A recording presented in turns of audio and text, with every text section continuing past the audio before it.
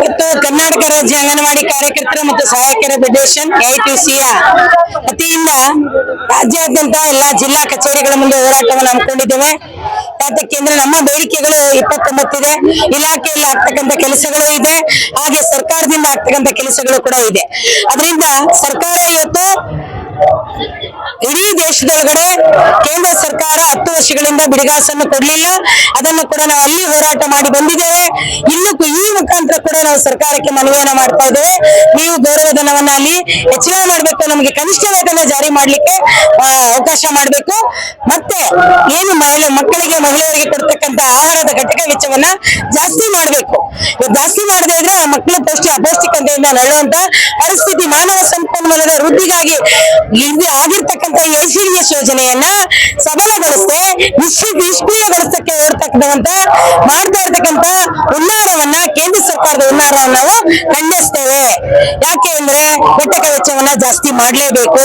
ಇವತ್ತು ಮೊಬೈಲ್ ಕೊಟ್ಟಿದ್ದೀರಿ ಸ್ವಾಮಿ, ಮೊಬೈಲ್ ನಲ್ಲಿ ನೀವು ಜನರಿಗೆ ಏನು ಅನ್ಯಾಯ ಆಗ್ತಾ ಇದೆ, ಕೈ ಬಿಟ್ಟು ಹೋಗ್ತಾ ಇದ್ದಾರೆ, ಜಾಸ್ತಿ ಕೊಡ್ತಾ ಇದ್ದಾರೆ ಅಂತ ಕಂಡಿಡಿಯ ಕೊಟ್ಟಿದ್ದೀರಲ್ಲ, ಆ ಮೊಬೈಲ್ ಯಾವ ರೀತಿ ಇರ್ಬೇಕು, ಯಾವ ರೀತಿ ಗುಣಮಟ್ಟದ ಕೊಡ್ಬೇಕು ಅಂತ ಯೋಚನೆ ಮಾಡ್ಬೇಕು. ಯಾವ ಆಪ್ಗಳು ಕೂಡ ಡೌನ್ಲೋಡ್ ಆಗದೆ ಇರತಕ್ಕಂಥ ಮೊಬೈಲ್ ನ ಕೊಟ್ಟು ನಮ್ಮ ಕಾರ್ಯಕರ್ತೆಯರನ್ನ ಮಾಡಿ ಮೊಬೈಲ್ ಹೇಗ್ ಮಾಡ್ತಾರೆ. ಇದು ಒಂದ್ ಕಡೆ. ಇನ್ನೊಂದ್ ಕಡೆ ಇವತ್ತು BLO ಯಾರು ಯಾವುದೇ ಕೆಲಸ ತಗೊಳ್ಳಿ BLO ಇಂದ ಕೈ ಬಿಡಕ್ ಸಾಧ್ಯನೇ ಇಲ್ಲ. SIR ಅಂತ ಬಂದಿದೆ, ಅದರಲ್ಲಿ ತುಂಬಾನೇ ಸಫರ್ ಆಗ್ತಾ ಇದೆ ಕಾರ್ಯಕರ್ತೆಯರು. ಅಲ್ಲಿ ಯಾರು ಬಿಟ್ಟೋಗಿರ್ತಾರೋ ಅವ್ರು ಬಂದು ಇವರನ್ನ ಜಗಳ ಮಾಡ್ತಾರೆ, ಅವ್ರಿಗೆ ಸಮಸ್ಯೆ ಮಾಡೋದು. BLOನೇ ಹೊಣೆಗಾರರು ಅಂತ ತಾವ್ ಹೇಳ್ತಾ ಇದ್ದೀರಿ. BLO ಹೊಣೆಗಾರರಲ್ಲ, BLOಗೆ ಮಾಹಿತಿ ಕೊಟ್ಟವರು ಹೊಣೆಗಾರರು. ಅದರಿಂದ ಅವ್ರಿಗೆ ಯಾವ್ದೇ ಸಮಸ್ಯೆ ಆದ್ರೆ ಸರ್ಕಾರನೇ ಈ ಕ್ರಮವನ್ನ ಇದಕ್ಕೆ ಏನು ಜವಾಬ್ದಾರಿಯನ್ನು ವಹಿಸ್ಕೊಳ್ಬೇಕಾಗುತ್ತೆ. ಕಾರ್ಯಕರ್ತರು ಇವತ್ತು ಮೊಬೈಲ್ ಇಲ್ಲದೆ ಇದ್ರು ಬೇರೆಯವರ ಆಶ್ರಯದಲ್ಲಿ ತಗೊಂಡು ಕೆಲಸ ಮಾಡ್ತಾ ಇದ್ದಾರೆ. ಈ ಸಾರಿ ಮಾಡ್ತಾರೆ, ಇನ್ನು ಮುಂದೆ ನಮ್ಮನ್ನ BLO ಇಂದ ಕೈ ಬಿಡಿ. ಗೃಹಲಕ್ಷ್ಮಿ ಸರ್ವೆ ಮಾಡೋದನ್ನ ಕೈ ಬಿಡಿ. ಯಾಕೆ ಗೃಹಲಕ್ಷ್ಮಿ ಸರ್ವೆ ಮಾಡೋದು ಇವತ್ತು ಮಾಡಲ್ಲ ಅಂತ ಹೇಳ್ತಾ ಇದೀವಿ. ಅವತ್ತು ಕೊಡಿಸ್ಲಿಕ್ಕೆ ನಾವು ಸರ್ವೆ ಮಾಡಿದ್ರು ನಮ್ಮ ಹೆಣ್ಮಕ್ಳು. ಇವತ್ತು ಯಾರನ್ನ ವಂಚಿತರಾಗಿ ಹೋಗ್ತಾರೆ, ಅವ್ರಿಗೇನು ಮಗಂದು ITBT ಕೆಲಸ ಮಾಡ್ತಿರ್ತಾರೆ, ಕಾರ್ಡ್ ಇರುತ್ತೆ, ಇನ್ನೊಂದಿರುತ್ತೆ. ಇವ್ರು ಕೇಳಿದ ಮಾನದಂಡಗಳಲ್ಲಿ ಅವಳೇನಾದ್ರು ಕೈ ಬಿಟ್ಟು ಹೋದ್ರೆ ನಾಳೆ ಬೆಳಿಗ್ಗೆ ಯಾರು ಮಾಡಿದ್ರು? ಅಂಗನವಾಡಿ ಕಾರ್ಯಕರ್ತೆ ಮಾಡಿದ್ಲು. ಅದಕ್ಕೆ ನನಗ್ ಬರ್ತಾ ಇಲ್ಲ, ಇವ್ಳು ನನ್ ದುಡ್ಡು ಬರ್ದಂಗ್ ಮಾಡಿದ್ಲು ಅಂತ ಹಳ್ಳಿ ಒಳಗಡೆ, ಗ್ರಾಮದ ಒಳಗಡೆ ಕೆಲಸ ಮಾಡಕ್ ಕಷ್ಟ ಆಗ್ತದೆ. ಅವ್ರಿಗೆ ಆ ಶಿಕ್ಷೆಯನ್ನ ಕೊಡಿಸ್ಬೇಡಿ. ಯಾವುದೇ NGOಗಳನ್ನ, ಬೇರೆ ಬೇರೆ ಸಂಸ್ಥೆಗಳನ್ನ ಕಳಿಸಿ ಅಲ್ಲಿ ಹೋಗಿ ಮಾಡ್ಕೊಳ್ಳಿ ಅಂತ ಘೋಷಣೆ ಕೊಡಿ, ಮಾಡ್ಕೊಳ್ತಾರೆ ಜನ. ಇವತ್ತು 6 ನಂಬರ್ ಎಲ್ಲರೂ ಅಷ್ಟೇ. BLO ಅಂತೂ ಈ ವರ್ಷವೆಲ್ಲ ಅವರನ್ನು ಬಿಡೋದೇ ಇಲ್ಲ ಅಂತ ಕಾಣಿಸ್ತಾ ಇದೆ. ಯಾಕೆಂದ್ರೆ ತಿದ್ದುಪಡಿ ಮಾಡ್ಕೊಳ್ಬೇಕು, ಹೊಸ ಸರ್ವೆ, ಹೊಸ ಇದು ಅಂತ ಮತ್ತೆ ಹೇಳ್ತಿದ್ದಾರೆ. ಇವರು BLO ನೀನು ನನ್ನ ಮನೆ ಬಾಗಿಲಿಗೆ ಬರ್ಬೇಕಂತ ಕೇಳೋ ಜನ ಇದ್ದಾರೆ. ಅದರಿಂದ ಎಲ್ಲರಿಗೂ ವೆಬ್ಸೈಟ್ ಮುಖಾಂತರ, ನೆಮ್ಮದಿ ಕೇಂದ್ರದ ಮುಖಾಂತರ ಅರ್ಜಿ ಹಾಕೊಳ್ಳಿ. ಆಮೇಲೆ ಪರಿಷ್ಕರಣೆ ಮಾಡುವಾಗ ಇವರ ಜೊತೆ ಮಾತಾಡ್ಬೋದು. ಅಂಗನವಾಡಿಗಳಲ್ಲಿ ಇವತ್ತು ಕೆಲಸ ಮಾಡಕ್ಕಾಗದೆ, ಮಕ್ಕಳಿಗೆ ಶಿಕ್ಷಣವನ್ನು ಕೊಡಕ್ಕಾಗದೆ, ಬಡವರ ಮಕ್ಕಳನ್ನ ಪೋಷಕರು ಟೀಚರ್ ಇಲ್ಲ, ನಾಳೆ ಆಯಾ ಸರಿಯಾಗಿ ನೋಡ್ಕೊಳ್ತಾರೆ, ನನ್ನ ಮಗುಗೆ ಏನಾಗುತ್ತೋ ಅಂತ ಹೇಳಿ ಮನೆ ಕರ್ಕೊಂಡು ಹೋಗೋ ಪರಿಸ್ಥಿತಿ ಬಂದಿದೆ. ಅಂಗನವಾಡಿಗಳಲ್ಲಿ ಮಕ್ಕಳೇ ಬರೋದಕ್ಕೆ ಆಗ್ತಾ ಇಲ್ಲ, ಬರ್ತಾ ಇಲ್ಲ. ಅದರಿಂದ ಸರ್ವೆಗಳಿಂದ ನಮ್ಮ ಹೆಣ್ಮಕ್ಳನ್ನ ಕೈ ಬಿಡಿ. ಅಲ್ಲಿ ಪುಟ್ಟ ಮಕ್ಕಳ ರಕ್ಷಣೆ ಮಾಡೋದಕ್ಕೆ ಅವಕಾಶ ಮಾಡಿ. ಗರ್ಭಿಣಿ ಬಾಣಂತಿಯರ ಮಾತೃವಂದನ ಎಲ್ಲವೂ ಮಾಡಕ್ ಅವಕಾಶ ಮಾಡಿ ಅಂತ ಹೇಳಿ, ಮತ್ತೆ ಇವತ್ತು LKG UKG ತಗೊಂಡ್ ಬಂದಿದ್ದೀರಿ. ಆ ಮಕ್ಕಳಿಗೆ ಇವತ್ತು LKG UKG ಅಂತ ಹೇಳ್ತಾ ಇದ್ದೀರಿ. 4 ವರ್ಷದ ಮಕ್ಕಳು ಶಾಲೆಗೆ ಹೋಗ್ತಾ ಇದ್ದಾರೆ. ನಮ್ಮ ಮಕ್ಕಳು ಯಾರು? 3 ರಿಂದ 6 ವರ್ಷದ ಮಕ್ಕಳು ICDS ಮಕ್ಕಳು. 50 ವರ್ಷದಲ್ಲಿ ಹೇಳಿದ್ರಿ. ಇವತ್ತು ಆ ಕಾನೂನು ಬದಲಾವಣೆ ಆದ್ಮೇಲೆ ICDS ಕೆಲಸವನ್ನು, ಬದಲಾವಣೆಗಳನ್ನು, ಸ್ಟ್ರಕ್ಚರ್ ಅನ್ನು ನೀವು ಮಾಡಬೇಕು.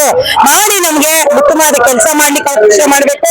ನಮ್ಗೆ ಕನಿಷ್ಠ ವೇತನ ಜಾರಿ ಮಾಡ್ಬೇಕು, ನಿವೃತ್ತಿ ವೇತನ ಕೊಡ್ಬೇಕು, ನಮ್ಮನ್ನ ಕಾಯಂ ಮಾಡಬೇಕು, ನಮ್ಗೆ ವೈದ್ಯಕೀಯ ಸೌಲಭ್ಯ ESI ಕೊಡ್ಬೇಕು, ಋತುಚಕ್ರದ ರಜೆ ಕೊಡ್ಬೇಕು, ಪ್ರಭಾರವತಿ ಹೆಚ್ಚಳ ಮಾಡ್ಬೇಕು. 50 ರೂಪಾಯಿ ಕೊಡ್ತಾ ಇದ್ದೀರಿ. ತಿಂಗಳೆಲ್ಲ ಪಕ್ಕದ ಅಂಗನವಾಡಿಗೆ ಹೋಗಿ ಕೆಲಸ ಮಾಡ್ತಾರೆ, ಕಣ್ಣು ಕೆಲಸ ಮಾಡಿ ಬೇರೆ ಅಂಗನವಾಡಿಗೆ ಹೋಗಿ ಕೆಲಸ ಮಾಡೋರಿಗೆ 50 ರೂಪಾಯಿ ಕೊಡ್ತಾ ಇದ್ದೀರಿ. ಇದು ಅಮಾನವೀಯ. ನಿಮಗೆ ನೀವು ಅರ್ಥ ಮಾಡ್ಕೊಳ್ಬೇಕು. ಅಮಾನ್ಯವಾಗಿ ನಾವ್ ಏನ್ ನಡ್ಕೊಳ್ತಾ ಇದೀವಿ ಅಂತ. 50 ಪೈಸೆ ತರಕಾರಿ ಕೊಡ್ತೀವಿ, ನನ್ನ ಮಕ್ಕಳು ಅವ್ರು ಚೆನ್ನಾಗಿ ಊಟ ಮಾಡ್ಲಿ ಅಂತ ತನ್ನ ಕೈಯಿಂದ ಹಾಕಿ ಕೆಲಸ ಮಾಡ್ತಾಳೆ.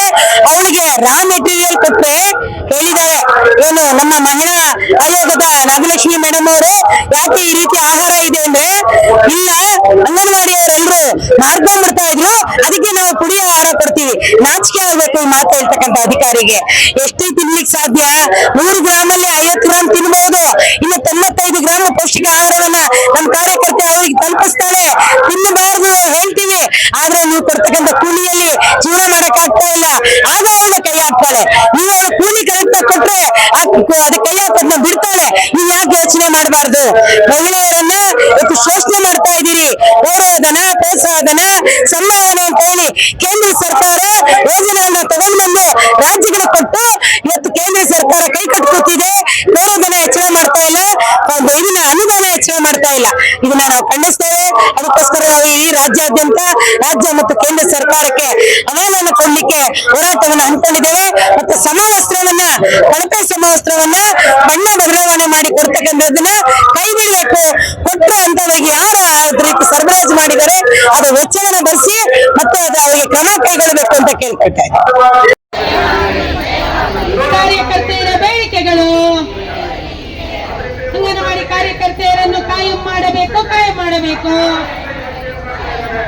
ಕನಿಷ್ಠ ವೇತನ ಜಾರಿಗೆ ಬರಲಿ, ಕಾಯಂ ಕೆಲಸ ಬೇಕೇ ಬೇಕು, ಹಂಗಾಮಿ ಕೆಲಸ ಬೇಡವೇ ಬೇಡ. ಅಂಗನವಾಡಿ ಕಾರ್ಯಕರ್ತೆಯರನ್ನು ಶೋಷಣೆ ಮಾಡುತ್ತಿರುವ ಕೇಂದ್ರ ಮತ್ತು ರಾಜ್ಯ ಸರ್ಕಾರಕ್ಕೆ ಹೇಳಿ ಧಿಕ್ಕಾರ.